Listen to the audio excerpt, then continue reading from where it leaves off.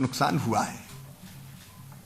अभी क्षति का पूरा आकलन नहीं हुआ है। असम की सरकार भी अभी पूरा, हमारी टीम पूरा आकलन कर रही है और अरुणाचल में भी आकलन का काम हो रहा है। लेकिन असम की सरकार ने भी जो तत्परता दिखाई, जो रिस्पांस था मुख्यमंत्री जी का, पूरी टीम का, उसके कारण कई लोगों की जिंदगी बच पाई, रेस्क्यू भी लोग किए गए उससे। लेकिन नुकसान व्यापक है। ब्रिजेज डैमेज हुए हैं, रोड्स टूटे हैं, बिजली के पोल गिर गए हैं, वाटर सप्लाई की लाइन ध्वस्त हो गई है, फसलें खराब हुई है, पशुओं का भी नुकसान हुआ है, घर टूट गए हैं, घर का सामान खराब हो गया है। इस पूरी क्षति का आकलन होगा। एक अंतरिम रिपोर्ट हम माननीय प्रधानमंत्री जी को सौंपेंगे जो नुकसान यहाँ हुआ है, और हमारी प्रदेश की सरकार की पूरी टीम भी अभी क्षति का आकलन कर रही है।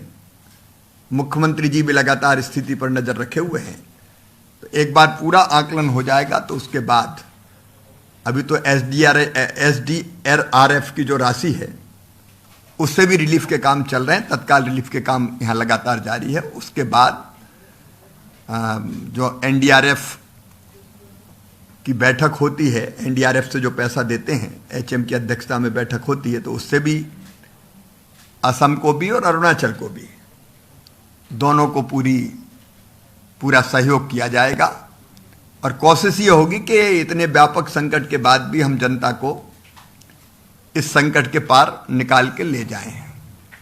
अभी बारिश का प्रारंभ है, इसलिए दोनों तरह की चीजें हम लोग यहाँ भी हमने चर्चा की है स्टेट की टीम से।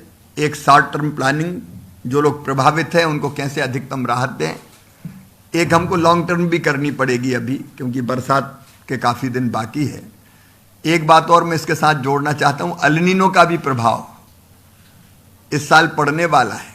अचानक बारिश, ज्यादा बारिश या कम बारिश, और बारिश में गैप, तो उसकी चिंता भी करनी पड़ेगी। लगभग 12 जिले असम के भी प्रभावित एल नीनो से होंगे, ऐसे हमारे वैज्ञानिक कर रहे हैं। तो उसकी चर्चा भी हमने की है।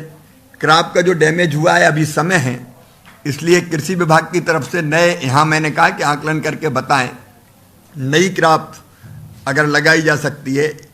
एक जो फसल लगी थी उसके नष्ट होने के बाद, तो उसके लिए भी बीज और बाकी सहायता की जाएगी।